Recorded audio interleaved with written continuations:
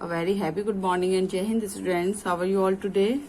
Hope you all are fine. So welcome again to the sociology class, continuing with the same chapter, chapter number 4, culture and socialization. In our last class, we have discussed about the socialization, characteristics of socialization and the process of socialization. And today we are going to learn about the factors of the process of socialization. So what is socialization? You know what is socialization? Socialization is a process by which a person learns to behave in a acceptable manner in the society, है ना, कि society में जिस चीज को society accept करती है उस तरीके का बिहेवियर करना ही सोशलाइजेशन कहलाता है ना. There are 4 factors of process of learning because socialization is a process of learning. So there are 4 factors of the process of learning. These are, first is imitation. Imitation means copy करना. It is copying by an individual the actions of another. इसमें क्या है कि कोई व्यक्ति किसी दूसरे व्यक्ति के एक्शन की कॉपी कर रहा है ना. दिस मे बी कॉन्शियस और अनकॉन्शियस, स्पॉन्टेनियस और डेलिबरेट, परसेप्चुअल और आइडिएशन. और हम कह सकते हैं कि इस तरीके से इमिटेशन है या फिर कॉपी करना है वो कैसे भी हो सकता है. कॉन्शियसली भी हो सकता है, अनकॉन्शियसली भी हो सकता है और स्पॉन्टेनियसली भी हो सकता है. जानबूझकर भी किया जा सकता है, बिना जाने भी किया जा सकता है ना. Imitation is the main factor of the process of socialization of a child. Language and pronunciation are also required by the child. और इमिटेशन किस प्रोसेस है, किसके लिए बहुत ज्यादा इम्पोर्टेंट होती है? चाइल्ड सोशलाइजेशन के लिए, किसी भी बच्चे के सोशलाइजेशन के लिए जो इमिटेशन है वो एक इम्पोर्टेंट प्रोसेस कह सकते हैं हम, क्योंकि बच्चा हमें ही फॉलो करता है. जो हम करते हैं उसी चीज को बच्चा फॉलो करता है, हमारी कॉपी करते हैं बच्चे. देखते हैं ना आप, कोई कोई बच्चे ऐसे होते हैं कि फोन पे ले लेते हैं और अपने आप ही बातें कर देते हैं. क्यों? क्योंकि वो उन पे इम्पैक्ट होता है अपने घर वालों का, कि घर के जो पेरेंट्स होते हैं वो फोन पे बातें करते रहते हैं, है ना. तो बच्चे को भी हैबिट पड़ जाती है, वो भी उनकी कॉपी करता है, फोन लेके बातें करने लग जाता है ना. या फिर जैसे चलते हैं पेरेंट्स जिस तरीके से चलते हैं, बच्चा भी उसी तरीके से चलने की कॉपी करता है. बहुत सारी चीजें ऐसी होती हैं. या और लैंग्वेज एंड प्रोनाउंसिएशन, लैंग्वेज हम जिस तरीके की लैंग्वेज यूज करते हैं, इंग्लिश है, हिंदी है, मराठी है, बंगाली है, उसी तरीके की लैंग्वेज कॉपी करते हैं. कौन? हमारे यंग वंस, है ना. या फिर अच्छी तरीके से हम किस तरीके से मैनर्स के साथ बोल रहे हैं या नहीं बोल रहे हैं वो भी बच्चे कॉपी करते हैं. और प्रोनाउंसिएशन, किस तरीके का प्रोनाउंसिएशन हम कर रहे हैं वो भी. लैंग्वेज और pronunciation required by a child, है ना. अगर हम अच्छे तरीके से लैंग्वेज और प्रोनाउंसिएशन यूज कर रहे हैं, हमारे बच्चे भी उसी तरीके से यूज करेंगे, उसी वे में बोलेंगे. ठीक है ना. तो ये किसी भी बच्चे के लिए जो हम कह सकते हैं इमिटेशन प्रोसेस है लर्निंग की सोशलाइजेशन में, वो इम्पोर्टेंट प्रोसेस है. ठीक है. Now the second is suggestion. It is the process communicating information which has no logical or self evident basis. It is a process communicating information. ये information देने की ऐसी प्रोसेस है, हम कह सकते हैं सजेशन, जिसका कोई लॉजिक नहीं होता और कोई सेल्फ एविडेंट भी नहीं होता. Suggestion influences not only behaviour with others but also one's own private and individual behaviour. Suggestion किसी भी व्यक्ति के बिहेवियर को क्या करता है? हाँ, इन्फ्लुएंस करता है. और हम कह सकते हैं किसी भी व्यक्ति के इंडिविजुअल के प्राइवेट और इंडिविजुअल बिहेवियर को भी जो सजेशंस हैं वो बहुत ज्यादा इन्फ्लुएंस करते हैं. आप किसी को कोई सजेशन देते हैं, है ना, तो वो उसके अकॉर्डिंग बिहेव करने लगते हैं ना, कि आपके ऊपर ये ड्रेस अच्छी नहीं लग रही है, आप ये वाली ड्रेस पहनी है, ये वाला कलर आपको सूट नहीं करता है, आप ये कलर, तो वो उसको इन्फ्लुएंस करता है. ऐसा नहीं है नहीं करता, है ना. और propaganda and advertising are based on the fundamental principles of suggestion. और जितने भी एडवर्टाइजमेंट होते हैं ये तो ज्यादातर जो इनका सजेशन ही इनका फंडामेंटल कह सकते हैं प्रिंसिपल है. कैसे कि जैसे कि फेयर एंड लवली का एड आता है, आप सब लोग देखते हैं, और बहुत सारी जो लेडीज हैं वो यूज भी करती हैं फेयर एंड लवली। उसको सजेस्ट किया जाता है कि अगर आपको फेयर लुक चाहिए तो यूज कीजिए फेयर एंड लवली। तो वो एक सजेशन ही तो है, वो दे रहे हैं आपको सजेशन और आप उसको ले रहे हो। जितने भी शैम्पू के ऐड आते हैं, ये सब कुछ आते हैं, ये सब वो सजेशन ही तो कहे होते हैं जो आपको वो देते हैं और आप उनको यूज करके देखते हैं, है ना। Now the identification. In the early years, the child cannot make any distinction between his self and the environment. Early age में जो हम कह सकते हैं कि जो बच्चा जब छोटा होता है उस टाइम पे बच्चे का और जो उसका एनवायरनमेंट होता है उसका कोई ज्यादा लिंकअप नहीं होता आपस में, है ना। बच्चा जब छोटा होता है ज्यादातर सोता ही रहता है जब बहुत छोटा होता है ना, तो उसका और एनवायरनमेंट का इतना ज्यादा आपस में कोई लिंक नहीं होता। But most of his action are random. जो उसके एक्शंस होते हैं ज्यादातर रैंडमली होते हैं। किसी चीज को जैसे कि बच्चा लेटा लेटा पलट जाता है या फिर सोते सोते मुस्कुराता है कभी कभी बच्चा, तो ज्यादातर जो उसके एक्शंस होते हैं वो रैंडम होते हैं। As he grows in age he come to know about the nature of things which satisfies his need. और जैसे जैसे बच्चा बड़ा होता जाता है वो उन चीजों को पहचानने लगता है जो कि उसकी नीड को फुलफिल करते हैं, है ना। जैसे कि जब भूख लगी तो उसको दूध चाहिए, जैसे अगर उसने बिस्तर गीला कर दिया तो बच्चा रोने लगता है ना कि अब उसको चेंज कराना है, ठीक है। Such things become the object of his identification. ये चीजें उसकी आइडेंटिफिकेशन का हिस्सा हो जाती हैं। उन चीजों को वो बच्चा पहचानने लगता है। जैसे होता है ना दूध की बोतल देखते ही बच्चे हाथ पैर हिलाने लगते हैं, खुश हो जाते हैं, तो वो उसको आइडेंटिफाई करने लगते हैं, है ना। The spread and area of identification increase with the advancement of age. और ये जो आइडेंटिफिकेशन का एरिया होता है वो धीरे धीरे बढ़ता जाता है जैसे जैसे बच्चे की एज बढ़ती जाती है ना। जब ज्यादा बच्चा छोटा है क्या हुआ, जब बच्चा ज्यादा छोटा था तो ज्यादातर सोता रहता है, तो उसका कोई लिंक नहीं बन पाता उसके साथ, अपने एनवायरनमेंट के साथ। फिर धीरे धीरे जैसे बड़ा होता जा रहा है तो अपनी जो चीजें उसको सेटिस्फाई कर रही हैं उसकी नीड को, उनके प्रति उसकी आइडेंटिफिकेशन बनती जा रही है। और फिर धीरे धीरे जैसे जैसे एज बढ़ती जा रही है ऐसे उसका आइडेंटिफिकेशन जो एरिया है वो भी बढ़ता जा रहा है, ठीक है। Through identification it he become sociable. और जैसे जैसे ये आइडेंटिफिकेशन का एरिया बढ़ता जाता है बच्चा ऐसे ऐसे सोशलाइज होता जाता है, ठीक है ना। Now the language, it is the medium of social interactions. अगर हमें किसी से सोशल इंटरेक्शन बनाना है तो कैसे बनाएंगे। कोई एक लैंग्वेज तो हमें चाहिए ना, अपने जो अपनी थिंकिंग है अपनी फीलिंग है वो दूसरों के सामने एक्सप्रेस करने के लिए हमें कोई ना कोई मीडियम चाहिए होता है, तो दैट इज लैंग्वेज, है ना। It is the means of cultural transmission. It is the means of cultural. आप अपनी लैंग्वेज में तो कल्चर को ट्रांसमिट करेंगे अपने यंग वंस को, है ना। At first the child utters some random syllables which have no meaning, but gradually he comes to learn his mother tongue. जब बच्चा छोटा होता है तो कुछ रैंडमली कुछ ऐसे वर्ड्स बोलता है जिनका कोई मीनिंग नहीं होता है ना। कुछ भी बच्चा बोलने लगता है, जैसे बच्चा कुछ भी बोलने लगता है ना, आ बा बा बा, इस तरीके से जब शुरू में बच्चे बोलना चालू करते हैं तो वो कुछ भी बोलने लगते हैं जिनका वर्ड का कोई मीनिंग नहीं होता, लेकिन धीरे धीरे फिर वो अपनी मदर टंग बोलते हैं जो कि उनके पेरेंट्स बोलते हैं ना, फिर वही मदर टंग वो बच्चे बोलने लगते हैं। The mother tongue moulds the personality of the individual from infancy. और मदर टंग ही बच्चे की पर्सनैलिटी को मोल्ड करती है जब वो छोटा होता है ना।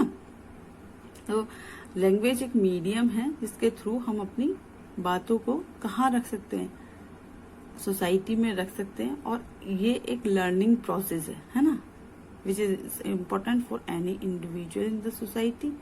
Okay. Now the importance of socialization. So what is the importance of socialization? It makes transmission of culture possible over generations. Through socialization जो हमारी कल्चर है उसको ट्रांसमिट किया जाता है किसके कहाँ, जनरेशन टू जनरेशन। कैसे? हम अपनी जनरेशन को आगे अपनी यंग वंस को सिखाते हैं ना कि किस तरीके से बिहेव करना है, किस तरीके से सोसाइटी में रहना है, किस तरीके से रिचुअल्स को फॉलो करना है, सेलिब्रेट करना है, फेस्टिवल्स को। ये सब चीजें किस में आती है? कल्चर में आती है। हमारी आर्ट है, लैंग्वेज है ना, ये सब चीजें, हमारी क्लोथिंग्स हैं, फूड्स हैं, ये सब चीजें कहाँ आती है? किस चीज में आती है? कल्चर में आती है। और इसी चीजों को आगे हम अपनी जो यंग वन से न्यू जनरेशन है उसमें ट्रांसमिट करते हैं थ्रू सोशलाइजेशन। तो that's why socialisation is very important process for the transmission of the culture, है ना। It helps individuals to perform their social role. It helps individual to perform their social role. Social role you know very well, है ना। Every person has its own social role. अगर कोई व्यक्ति society में है तो उसका अपना एक स्टेटस है, अपना एक रोल है जिसके अकॉर्डिंगली उसको सोसाइटी में बिहेव करना होता है। तो सोशलाइजेशन हेल्प करता है किसी भी व्यक्ति की उसके रोल को परफॉर्म करने में, क्योंकि आपको उसी तरीके से बिहेव करना होता है जो आपको रोल मिला हुआ है सोसाइटी में, है ना। और उसके अकॉर्डिंग रोल कैसे वो करना है वो सोशलाइजेशन आपको सिखाता है, ठीक है। It transforms individuals from a biological being to a social person. देखो ये एकदम कह सकते हैं कि जिस्ट है ये पूरे इसका कि ये किस चीज में किसी भी इंडिविजुअल को एक बायोलॉजिकल पर्सन से एक सोशल पर्सन कौन बनाता है? सोशलाइजेशन। मैंने आपको अभी बताया था ना, मोगली वाली स्टोरी बताई थी। जब मोगली था वो जंगल में गुम हो जाता है, अपने पेरेंट्स से छूट जाता है और फिर उसमें सारी चीजें कैसी आ जाती हैं, जैसे कि जानवर बिहेव करते हैं उसी तरीके से वो बिहेवियर करता है। उसमें कोई भी ह्यूमन बीइंग जैसी आदत नहीं होती है ना, कोई हैबिट ऐसी नहीं होती है। तो जो सोशलाइजेशन है वो किसी भी इंडिविजुअल को क्या बनाता है? बायोलॉजिकल बीइंग से एक सोशल पर्सन बनाता है, सोशली यूजफुल पर्सन कह सकते हैं हम बनाता है, जो सोसाइटी के लिए यूजफुल होता है, जो सोसाइटी के लिए, कल हमने क्या पढ़ा था कि फंक्शनल मेंबर बनाता है सोसाइटी का, है ना। Now the phases of socialisation. There are two broad phases of socialization. First is primary phase. It occurs from infant to late childhood. During this stage, family is the most important agency of socialization. Primary stage phase कहाँ से कहाँ तक होता है? Infant यानी कि जब बच्चा बिल्कुल बहुत छोटा होता है, न्यू बॉर्न होता है, वहां से जो चाइल्डहुड होता है ना, वहां तक प्राइमरी फेज होता है। और इस स्टेज में जो फैमिली होती है वही एक इम्पोर्टेंट एजेंसी होती है किसकी? सोशलाइजेशन की। इस एज में सबसे ज्यादा सोशलाइजेशन कौन करता है? फैमिली करती है। बच्चा इंटीमेट करता है अपने फैमिली मेंबर्स को, है ना। The child learns the language and the basic behavior pattern during this phase, which forms a foundation for later learning. इस एज में जो बच्चा है वो क्या सीखता है? लैंग्वेज सीखता है, और जो बेसिक बिहेवियर है, दूसरों को क्या करना, विश करना, है ना, ये सब चीजें बच्चा, और लैंग्वेज किस तरीके की लैंग्वेज, जो मदर टंग है वो सीखता है बच्चा। तो एक कह सकते हैं कि एक प्राइमरी स्टेज है ये, एक फॉर्मेशन स्टेज है, एक फाउंडेशन स्टेज होती है ये, जहाँ पे बच्चा आगे की तैयारी करता है ना। Now the secondary phase, it extends from late childhood to maturity. ये कहाँ से कहाँ तक होती है? लेट चाइल्डहुड से मैच्योरिटी, जब बच्चा मैच्योर हो जाता है वहां तक ये सेकेंडरी फेज हम कह सकते हैं होता है। During this phase other agents of socialisation also play a role, for example peer groups, school, media etcetera. और इस एज में कौन सी एजेंसीज होती हैं जो सोशलाइजेशन का पार्ट प्ले करती हैं? फर्स्ट इज पीयर ग्रुप है। पीयर ग्रुप यानी कि फ्रेंड्स ग्रुप जो होता है उसको पीयर ग्रुप कहते हैं। तो बच्चों पर बहुत ज्यादा इन्फ्लुएंस होता है पीयर ग्रुप का, है ना। आप सब लोग अपने फ्रेंड को ने जो कह दिया तो आप उसको बहुत ज्यादा इंपॉर्टेंट, आपको लगता है कि जो मदर और फादर हैं वो उनकी जनरेशन गैप है, आप उनको नहीं पता चीजों के बारे में ज्यादा, जितना कि फ्रेंड्स को न्यू फैशन, न्यू चीजों के बारे में ज्यादा पता है ना। स्कूल भी बहुत ज्यादा इन्फ्लुएंस डालता है बच्चों के सोशलाइजेशन में। स्कूल में आपको चीजें सिखाई जाती है कि आपको किस तरीके से बैठना है, किस तरीके से दूसरे बच्चे के साथ बिहेव करने हैं, चोरी नहीं करनी है, झूठ नहीं बोलना है ना। ये सब चीजें कहाँ आपको स्कूल में भी सिखाई जाती है। और मीडिया आप जितना टीवी देखते हो, मोबाइल फोन देखते हो, इसका इन्फ्लुएंस आपके ऊपर बहुत ज्यादा पड़ता है। मीडिया का बहुत ज्यादा इम्पैक्ट है आजकल बच्चों के ऊपर। तो ये तीनों चीजें और भी बहुत सारी हैं जो कि सेकेंडरी फेज में हम कह सकते हैं कि बच्चे पर इम्पैक्ट डालती हैं उसके सोशलाइजेशन के लिए, है ना। Now we will discuss the socialization agents of society or the agencies of socialization। ठीक है, यानी कि जो जिनसे हम सीखते हैं, है ना, इस सोसाइटी में किस तरीके का बिहेव करते हैं, उस जिनसे हम सीखते हैं, these are the agencies of socialisation. Okay, so a number of people who relate to us possess power to socialize us. Such people are called socialization agents। जो लोग जिनसे हम सीखते हैं क्या, सोशलाइज, जो हम पे इम्पोज करते हैं, सोशलाइजेशन सिखाते हैं हमको, है ना, वो उन पीपल्स को क्या बोलते हैं, सोशलाइजेशन एजेंट्स बोलते हैं, है ना। Parents and family members are the most significant socialisation agents. Parents और हमारी फैमिली सबसे ज्यादा मोस्ट सिग्निफिकेंट सोशलाइजेशन एजेंट्स होते हैं हम लोगों के लिए। उनसे ही सबसे पहले हम सीखते हैं। जो फैमिली है हमारे फर्स्ट स्कूल कहा जाता है ना। Legal responsibility of child care too lies with parents.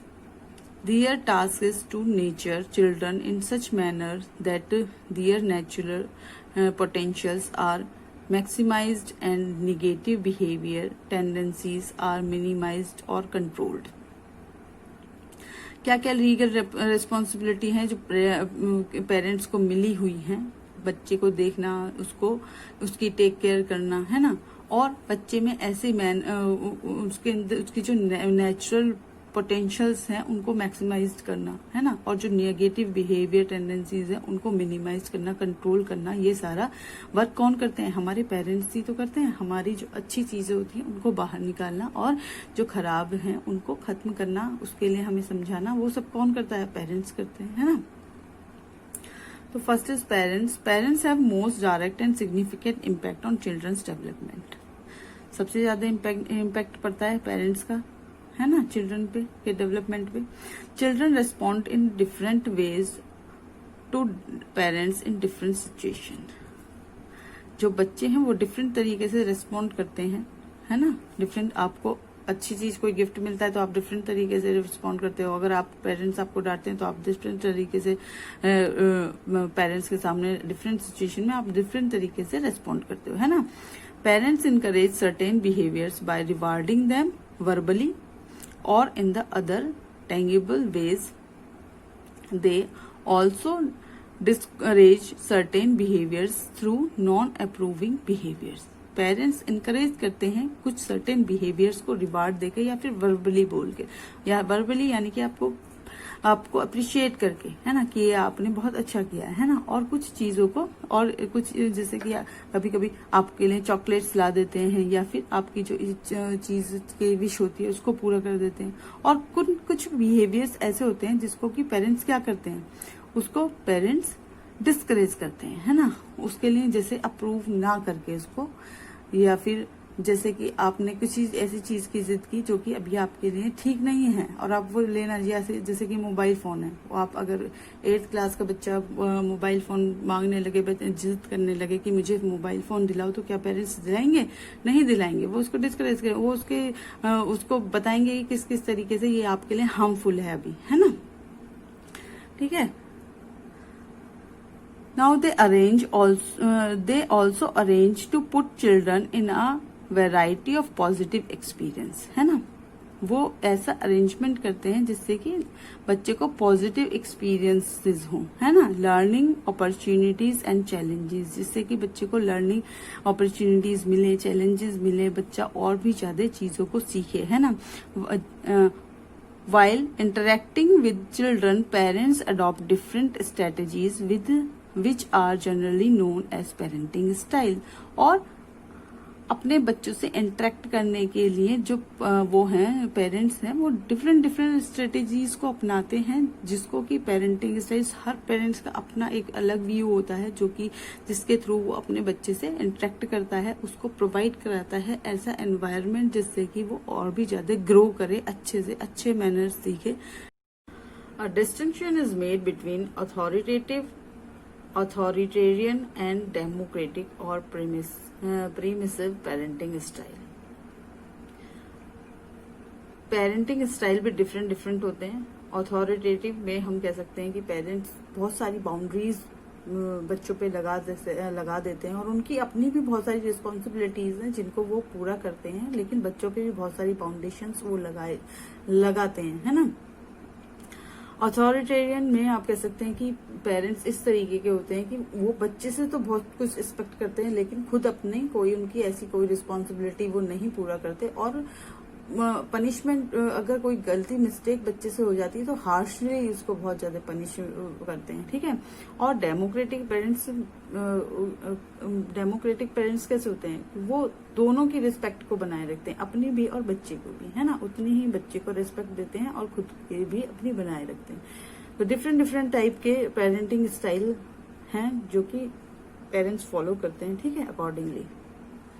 Second agent is school. School is another important socializing agent since children spend a long time in school, which provide them with a fairly organized setup for interaction with teachers and peers. School एक another important agent है किस चीज का, socialisation का, जिसमें कि बच्चा बहुत एक लंबा टाइम स्कूल में आप स्पेंड करते हो, एक लंबा टाइम, है ना। स्कूल में 8:30 बजे से बच्चा आ जाता है और उसके बाद 2 बजे तक बच्चा वहीं रह रहा है, तो एक लंबा टाइम वहाँ स्पेंड कर रहा है, तो वहाँ पे भी बच्चे का एक अच्छा सोशलाइजेशन हम कह सकते हैं होता है। एक ऐसा सेटअप उसको प्रोवाइड करके दिया जाता है जिससे कि वो इंटरेक्शन करता है किसी चिल्ड्रन और अदर अपने पीयर ग्रुप के साथ और अपनी टीचर्स के साथ, है ना।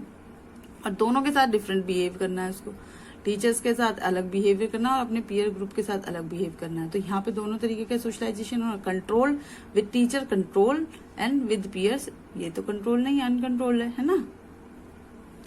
Nowadays, school is being viewed as more important agent of child socialization than parents and family, और पेरेंट्स से ज्यादा हम कह सकते हैं कि स्कूल इस समय एक इम्पोर्टेंट रोल प्ले करता है बच्चे के सोशलाइजेशन में। Children learn not only cognitive skills, बच्चा केवल वहाँ कॉग्निटिव स्किल्स ही अपनी इंप्रूव नहीं करता जैसे कि रीडिंग राइटिंग डूइंग मैथमेटिक्स, बल्कि अपनी सोशल स्किल्स को भी डेवलप करता है, जो कि है way of behaving with elders and age mates, accepting roles, fulfilling responsibilities. किस तरीके बच्चे क्लास में होते हैं, आपको कुछ रिस्पॉन्सिबिलिटी दी जाती है, मॉनिटर होते हैं, कुछ प्रीफेक्ट्स होते हैं, और क्या होते हैं, और आपको बहुत सारी चीजें दी जाती हैं, डिवाइड किए जाते हैं कि आपको ये वर्क करना है, आपको ये वर्क करना है, आपको ये वर्क करना है ना बच्चों को। तो वो वहां पे अपनी जो रिस्पॉन्सिबिलिटीज हैं उनको फुलफिल करते हैं। होमवर्क पूरा करना भी उनकी अपनी एक रिस्पॉन्सिबिलिटी के अंदर आता है ना।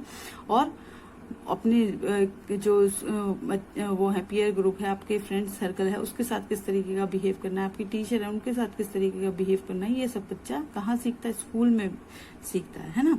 They also learn and internalise the norms and rules of society. और क्या सीखता है बच्चा, नॉर्म्स और रूल्स भी तो सोसाइटी के सीखता है, कहाँ पे, स्कूल में, जो उसको सिखाए जाते हैं कि how to behave in the society, है ना। Several other positive qualities such as self-initiative, self-control, responsibility and creativity are encouraged in school. School में ये सब एक्टिविटीज हैं, इनको भी इंकरेज किया जाता है बच्चे की, है ना। अलग अलग तरीके के बच्चे के अंदर जो डिफरेंट क्वालिटीज होती हैं उनको ब्रशअप कहाँ किया जाता है, स्कूल में किया जाता है ना। Now the peer groups.